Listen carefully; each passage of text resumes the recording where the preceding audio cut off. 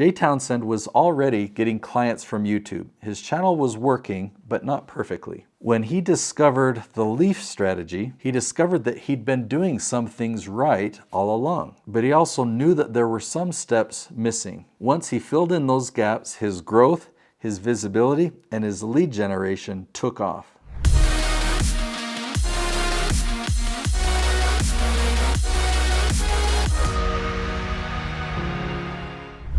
Now, in Introduction to Jay Townsend, he's a political consultant. He helps people win elections. He helps people run campaigns. And Jay was very smart. He had built a very good library of training that he had put on YouTube. And these videos were being served up to people who were looking for his help, and so it was generating leads for his business. His growth was very inconsistent, so while he generated leads, it would go up and it would go down. And he was questioning his YouTube channel because some of his videos stayed ranking and stayed performing while others didn't perform, and he didn't know the difference. He knew that he was onto something, but he also knew that there was more to learn and that there must be a better way to organize this or a better system he could follow. So Jay didn't need to start over, he just needed some clarity and some structure. Now one day Jay was watching a presentation that I gave on the leaf strategy. When he saw the strategy, he knew it clicked. He recognized it and he says, that's what I've been doing just without a system. So I call it the leaf strategy because I use a tree analogy. The trunk of his tree is politics, okay? There's a lot of different branches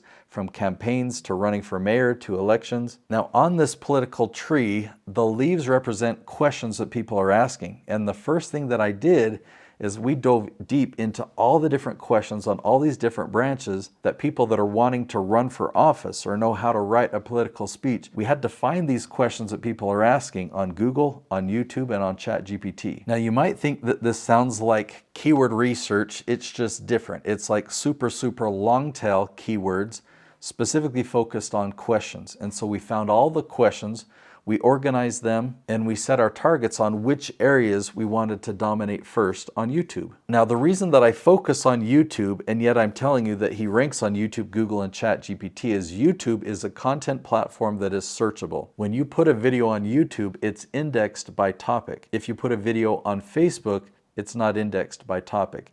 If you post a video on LinkedIn, it's not indexed by topic. But YouTube it is, and so your YouTube video will show up on Google and it'll show up on ChatGPT. Now, Jay stayed very consistent with the strategy that we helped him with. And after a year, let me share with you some of his results. So Jay's watch time increased by 50%. His views increased by 50%, his subscribers increased by 100%, his lead generation, his client inquiries, those increased exponentially. That's where the rubber meets the road, right? You want to know that your efforts are growing your business. In fact, I'll let you hear it from Jay.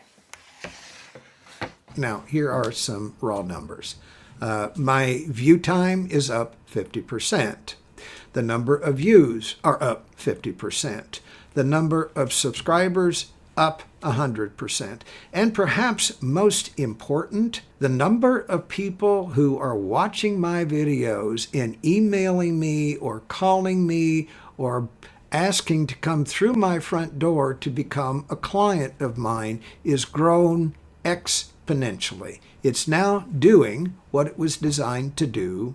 Thank you to Nate. So the difference wasn't luck, it was a lot more clarity plus consistency over time. Jay had to put the blinders on and not be distracted by what everyone else said he needed to do to go viral. I let him know clearly that, if you go viral, it can actually hurt your business. So what happened and what our goal was is to transform him from a creator into an authority. How could we make Jay become the go-to or the recognized authority for politics, for political consulting, for running for an office? Because now candidates see him as the expert. He's not just competing for attention.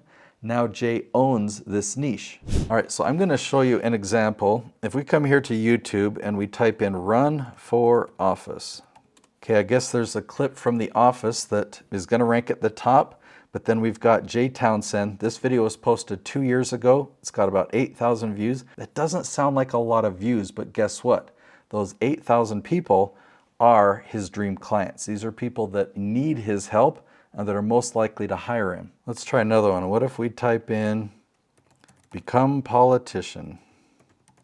So we've got Jay Townsend in position 1, position 2, position 3. So he owns this space.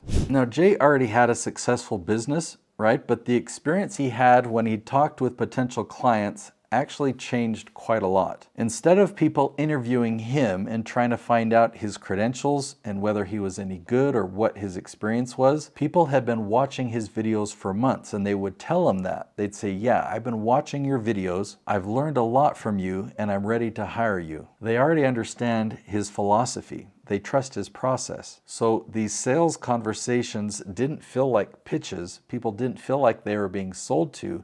They were just discussing the next steps. Jay's story illustrates how powerful it can be when you can position yourself as an authority. The difference between traditional marketing and authority marketing is really profound. That's really the next step, and I've created another episode. I'm going to link to it right here. It's called What is Authority Marketing? You want to learn what it is, but more importantly, how to do it. So I definitely recommend you go watch that video so you can learn how you can do authority marketing. I'll see you there.